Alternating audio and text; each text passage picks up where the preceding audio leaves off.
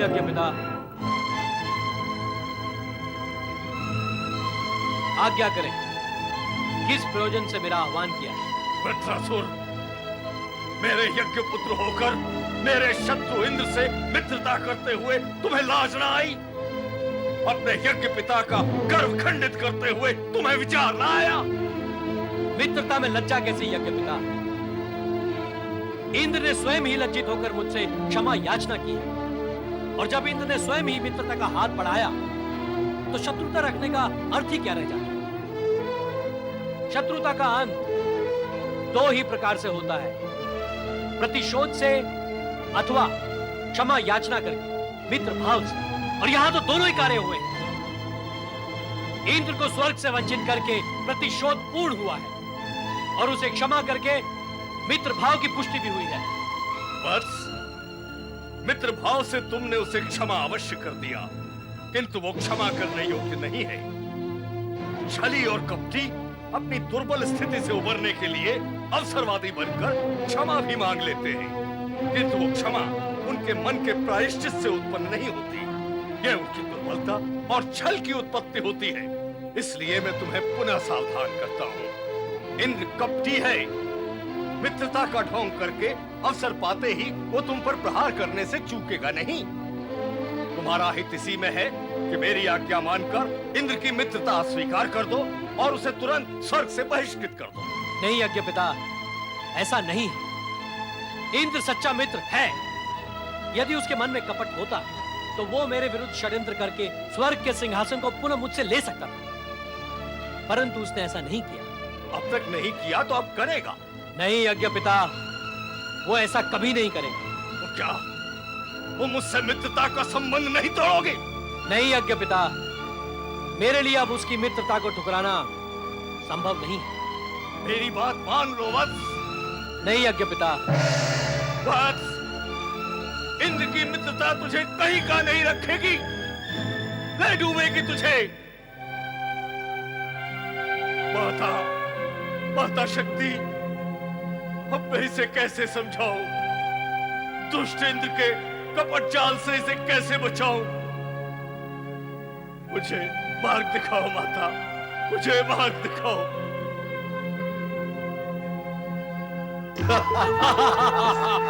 स्वर्ग सम्राट वृत्रासुर की जय, देवराज इंद्र की जय। स्वर्ग सम्राट वृत्रासुर की जय, देवराज इंद्र की जय। स्वर्ग सम्राट वृत्रासुर की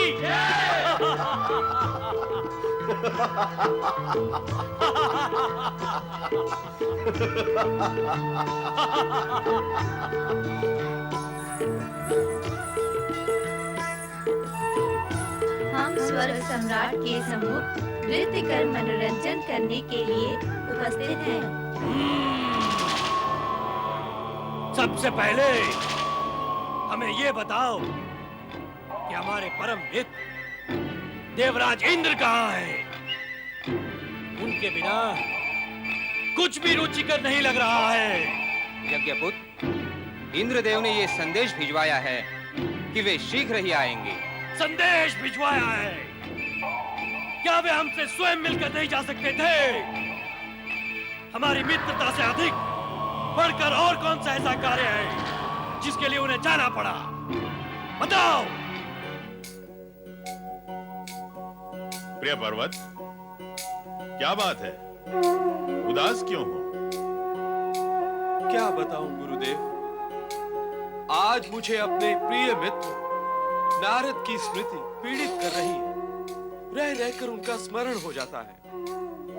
यदि ऐसा है तो जाकर ढूंढ क्यों नहीं लेते? कहां ढूंढूं उन्हें? नारद तो विष्णुलोक, ब्रह्मलोक, कैलाश, आकाश, न जाने कहां कहां भटकते रहते हैं। और फिर जहां मेरा प्रवेश निषेध है, मैं उन्हें ढूंढने वहां कैसे जा सकता हूं? कृपा कर उनसे भेंट करने का आप ही कोई उपाय बताएं।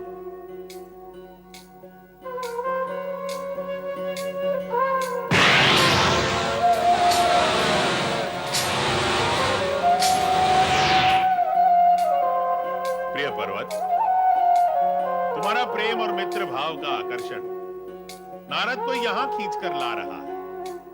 अब तुम दोनों की भेंट शीघ्र हो जाए। जय जय ब्रह्मदेव।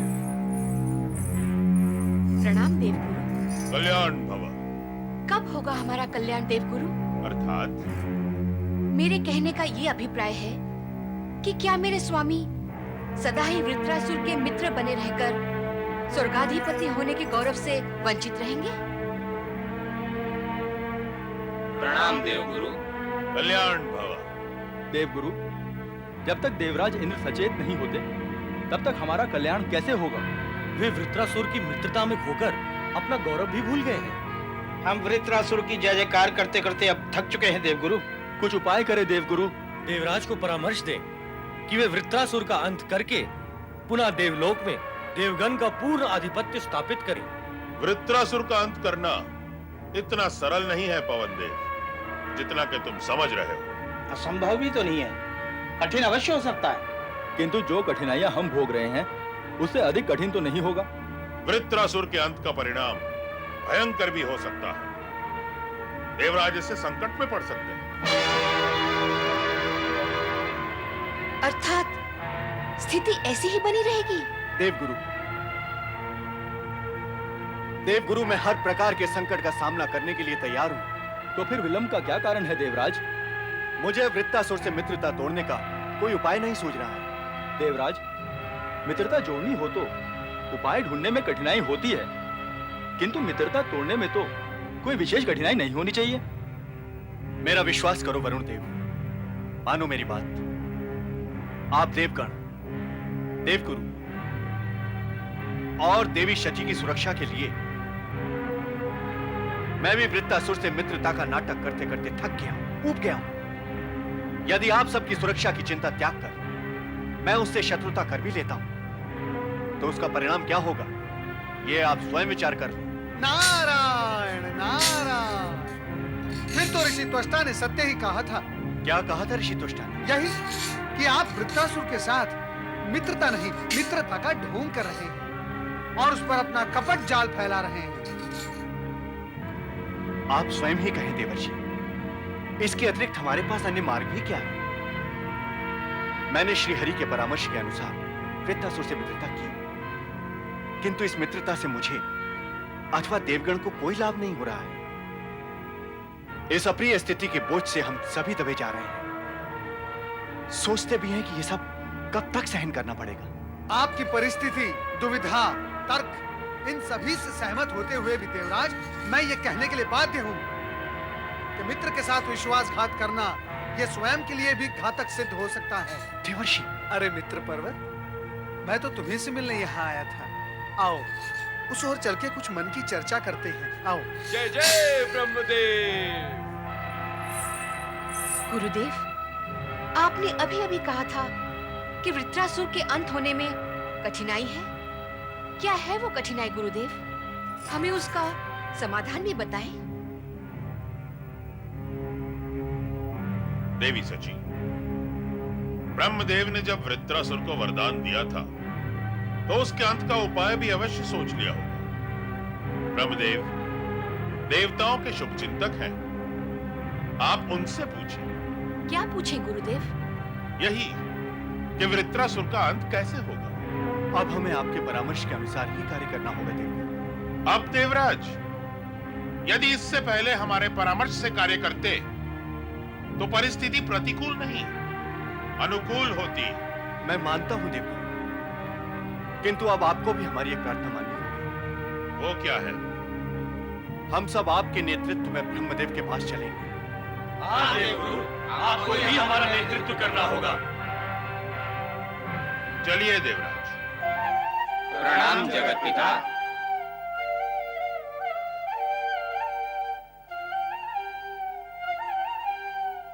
स्वर्ग पर आए संकट के समाधान के लिए हम सब आपकी शरण में आए हैं परमपिता।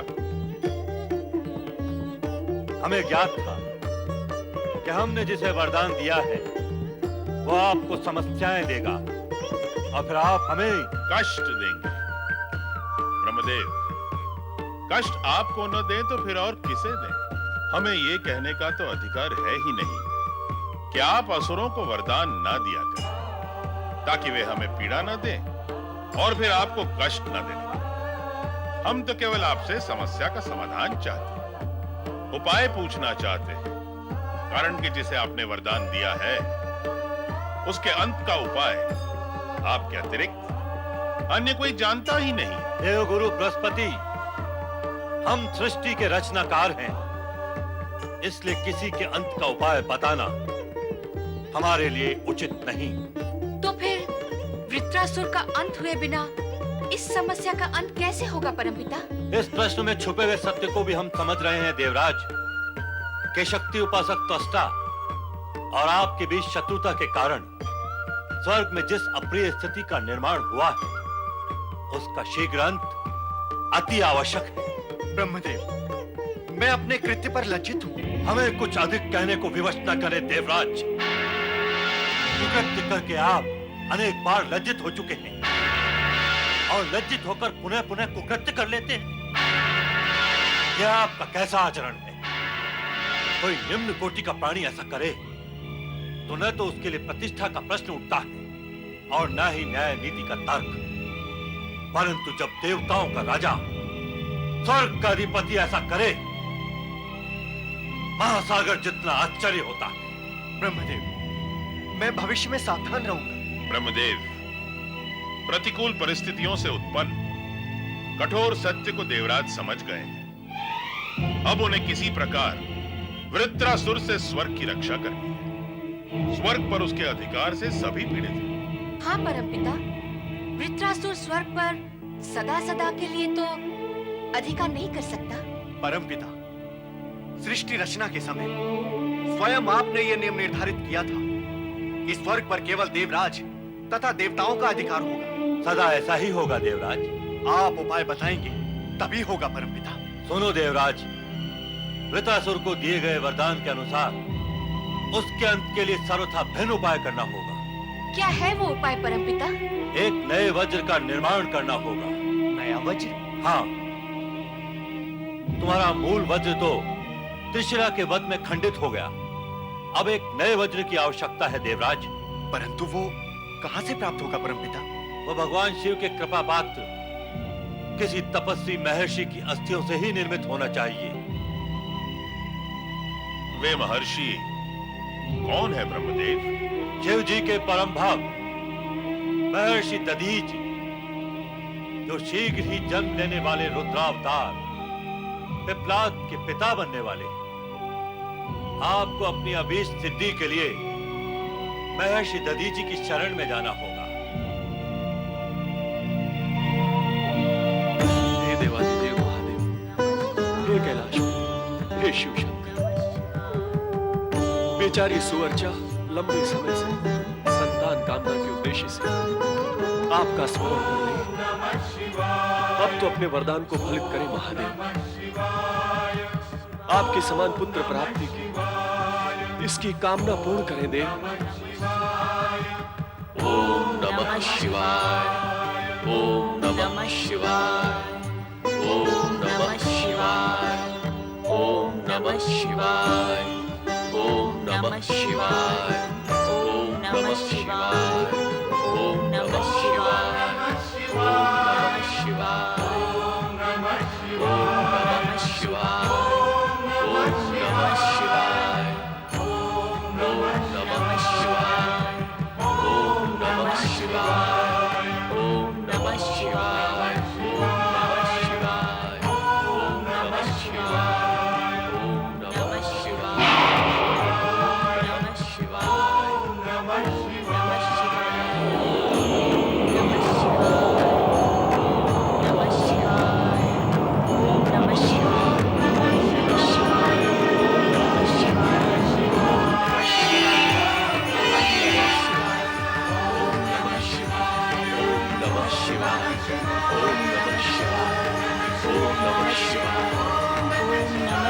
जागो देवी सुवर्चा, भगवान शिव ने तुम्हारी आराधना स्वीकार कर ली है। अब तुम शीघ्र ही रुद्रावतारी पुत्र की माता बनोगी। भगवान भोलेनाथ ने मेरी प्रार्थना स्वीकार कर ली। धन्य हो गया मेरा जीवन। जय भोले शंकर, आपकी कृपा पाकर मैं धन्य हो गई।